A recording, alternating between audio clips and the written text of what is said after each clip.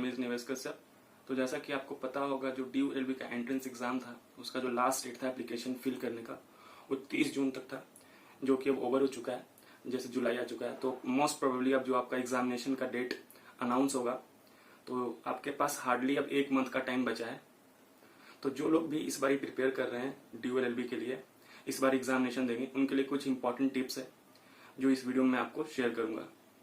तो सबसे पहले स्टार्ट करने से पहले मैं आपको 2 चीज़ बताता हूँ कि जो लोग भी इस साल या आने वाले टाइम पे जो DU-LLB या कोई भी लो एंट्रेंस के लिए आप प्रिपेयर कर रहे हो, तो हमारे एक इंस्टाग्राम का अकाउंट है, यहाँ पे आपको दिखेगा, वो आप उसको ज्वाइन कर सकते हो। ऑलरेडी वहाँ पे काफ़ी मेंबर्स जुड़े हुए हैं। उस पर हम डेली बेसिस पे करंट अफेयर्स या फिर क्विज के फॉर्म में क्वेश्चन या कुछ इंपॉर्टेंट नोटिफिकेशन वहाँ पे डालते रहते हैं। उसी तरीके से हमारे पास एक टेलीग्राम का भी चैनल है, तो यहाँ पे आपको अगेन दिखेगा वो। तो उस पर क्या है कि हम डेली बेसिस पे डाल रहे हैं। और अभी क्या है कि एग्जामिनेशन से पहले मैं कोशिश कर रहा हूँ कि उसमें maximum to maximum current affairs और पॉलिटी और लीगल के क्वेश्चंस मैं वहाँ पे डालूँ, ताकि आपको मतलब फायदा मिले उसके लिए। तो यहाँ पे जैसे देख सकते हो, आपको दिखेगा कि किस तरीके से हम वहाँ पे क्विज के फॉर्म में या क्वेश्चन के फॉर्म में या PDF के फॉर्म में वहाँ पे क्वेश्चंस आपको देते हैं। तो स्टार्ट करता हूँ कि जैसे आप ये मान के चलो कि जैसे एग्जामिनेशन ऑफिशियल डेट अभी अनाउंस नहीं हुआ है, तो लोग बस मतलब सोच रहे हैं कि कब होना है, या कुछ लोग जस्ट गेस करते हैं कि इस टाइम पे होगा। लेकिन मान के चलो कि आप एक टाइम लिमिट सेट कर लो अपने लिए कि इतने टाइम तक मुझे रिवीजन करना ही करना है, मेरा सिलेबस कंप्लीट होना ही चाहिए।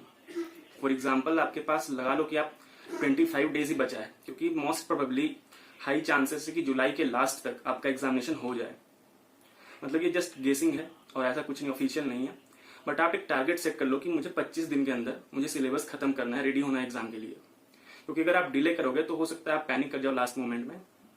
तो मैं बताता हूँ कि आपको पढ़ना आप कैसे अप्रोच करना है। जो पढ़ना था आपने पढ़ लिया होगा अभी तक, तो ये हाई टाइम है कि आप रिवाइज करो। जितना मैक्सिमम रिवीजन कर सकते हो उतना करो, क्योंकि अभी कुछ नया मत शुरू करो कि आपने मतलब कुछ अलग ही सब्जेक्ट उठा लिया हो।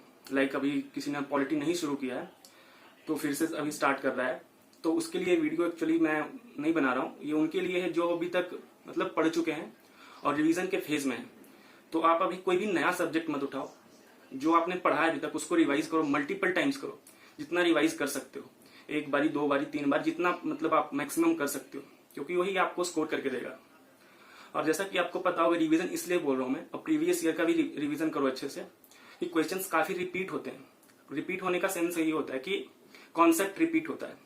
फॉर एग्जाम्पल फंडामेंटल राइट्स हो, तो फंडामेंटल राइट से जो क्वेश्चन होगा सेम क्वेश्चन है, लेकिन कॉन्सेप्ट वही होगा। जैसे रिट पिटिशन है, तो हर साल रिट पिटिशन से क्वेश्चन आता ही आता है, तो आप उसको अच्छे से करो। ये जस्ट एग्जाम्पल था। उसी तरीके से आप जितने भी कॉन्सेप्ट को अभी तक पढ़े हो उसको रिवाइज करो अच्छे से, वो आपको एग्जामिनेशन में हेल्प करेगा। और क्वेश्चन के फॉर्म में प्रैक्टिस करोगे तो एक आपको आइडिया लगेगा कि किस तरीके से क्वेश्चन फ्रेम हो सकता है। तो आप प्रीवियस ईयर करो, बुक से क्वेश्चन करो, मॉक टेस्ट जितना मैक्सिमम उतना सॉल्व करो आप, और कहीं से भी करो। ऐसा नहीं है कि आप पर्टिकुलर कोई इंस्टीट्यूट का ही करो, आपका जहां से इच्छा हो वहां से करो मॉक टेस्ट, लेकिन सॉल्व करो। और जहां पे भी आप मतलब जैसे स्टक होते हो, लाइक सपोज करो कोई क्वेश्चन आपसे गलत हो रहा है पर्टिकुलर टॉपिक से, तो उस टॉपिक को आप बुक से देखो कि क्यों गलत हो रहा है। तो इस तरीके से आपको करना है। सेकेंड बात की कौन कौन से सब्जेक्ट पे आपको मतलब ज्यादा ध्यान देना है, तो वो है कॉन्स्टिट्यूशन सबसे पहले important, legal awareness. Legal awareness में सबसे ज्यादा इंपॉर्टेंट टॉपिक्स मैं आपको बताता हूँ, IPC, कॉन्ट्रैक्ट और टॉर्ट्स। ये 3 ऐसे चैप्टर्स हैं, टॉपिक्स कह लो आप, जिससे हर साल क्वेश्चंस आते हैं।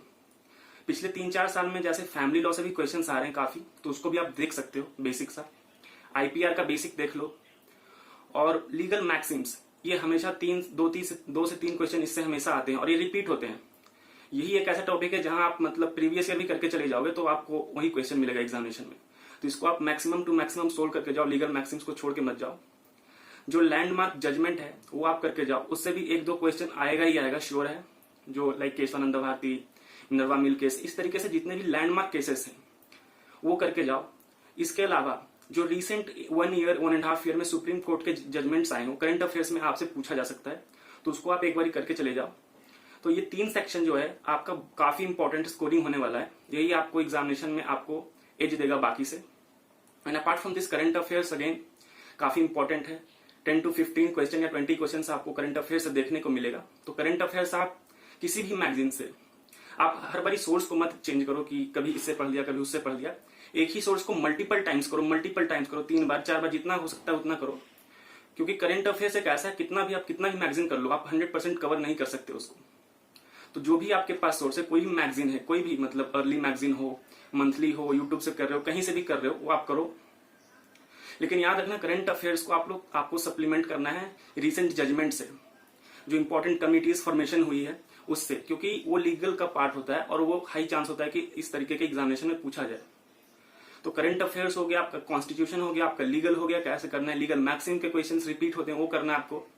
एंड अगेन आपको प्रैक्टिस करना है थोड़ा सा। जैसे मैथ्स को आप स्किप कर सकते हो टोटली, क्योंकि उससे 3-4 क्वेश्चन आएंगे, वो भी पता नहीं आएगा कि नहीं आएगा, और अगर आया भी तो आप सॉल्व कर लोगे। अगर आपने 10 तक का भी मैथ्स पढ़ा है तो आप सॉल्व कर लोगे उसको। रही बात कॉम्प्रिहेंशन इंग्लिश ग्रामर का, वो आप बेसिक प्रैक्टिस करो, प्रीवियस ईयर से आप देख सकते हो किस तरीके के क्वेश्चन आ रहे हैं, आप उसको मतलब कर सकते हो। उसको एक छोटा सा मतलब ध्यान दे दो, उस पर प्रैक्टिस करके चले जाओ। लेकिन जो मेजर 60 to 70% आपका पेपर होगा वो legal, constitution and current affairs के बेसिस पे ही होगा। तो आपका अगर एग्जाम क्वालिफाई करना है तो इन 3 सब्जेक्ट्स को, ये कोर सब्जेक्ट है, आपको इस पे अच्छे से करना है, अच्छे से प्रैक्टिस करना है। और लास्ट में एक और चीज मैं बताना चाहता हूँ कि मैंने एक बुक लिखी है, ड्यू LLB मॉक टेस्ट। तो इसका आपको पूरा रिव्यू मैंने ऑलरेडी यूट्यूब पे मैंने डाला है पहले भी, तो बता देता हूँ ब्रीफली इसमें है क्या। तो इसमें क्या है कि मतलब legal awareness, legal aptitude notes मैंने स्टार्टिंग के 20-25 पेजेस में इंक्लूड किया है, ताकि आपको रिवाइज करने में मतलब हेल्प हो सके। और उसके बाद चैप्टर वाइज क्वेश्चन मैंने डाला है, ताकि कोई भी चैप्टर आपने अगर पढ़ा है तो उससे क्वेश्चन आप कर लो, तो चैप्टर क्या होगा कि आपका कॉन्सोलिडेट हो जाएगा, अच्छे से आपको लगेगा, कॉन्फिडेंस आएगा कि हाँ मतलब इस चैप्टर से मैं ये कर सकता हूँ। उसी तरीके से कॉन्स्टिट्यूशन का है, उसी तरह से लीगल का, जैसे IPC टॉर्ट से क्वेश्चन इसमें है, फैमिली लॉ के क्वेश्चन इसमें है। और लास्ट में मैंने 2 मॉक टेस्ट रखा है, ताकि आपको एक आइडिया लगे कि क्वेश्चन किस तरीके से इन टोटल कैसा आता है। तो बेसिकली मेरा फोकस ये है कि आप क्वेश्चन मैक्सिमम टू मैक्सिमम करो। ऐसा नहीं किसी बुक से करना, आप कोई भी कहीं से भी कर रहे हो तो उसको आप कर सकते हो। तो इस तरीके से इस वीडियो में इतना ही। अगर आपको कुछ पूछना है तो आप मुझे इंस्टाग्राम पे, जैसे ड्यू फैकल्टी ऑफ लॉ के नाम से एक अकाउंट है, उसको आप फॉलो कर सकते हो, और वहां पे हमें कुछ भी डाउट है, क्वेश्चन है, क्वेरी है, पूछ सकते हो। तो इस वीडियो में इतना ही। Thank you and nice day.